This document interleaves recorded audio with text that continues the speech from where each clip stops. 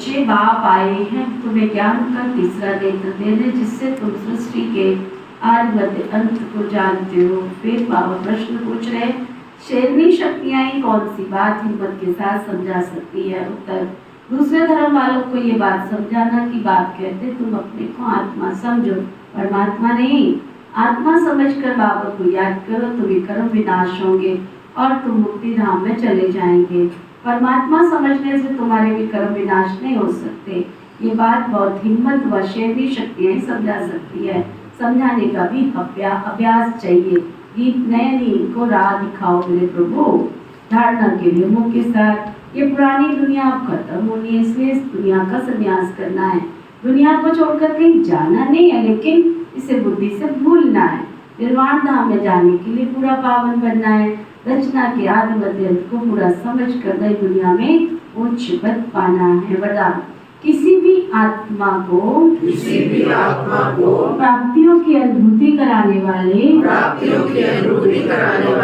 यथार्थ सेवाधारी भव। किसी भी आत्मा को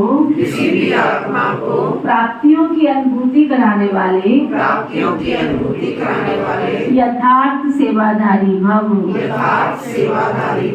यथार्थ सेवा भाव अर्थात सदा हर आत्मा के प्रति शुभ भावना, श्रेष्ठ कामना का भाव। सेवा भाव अर्थात हर आत्मा को भावना प्रमाण फल देना।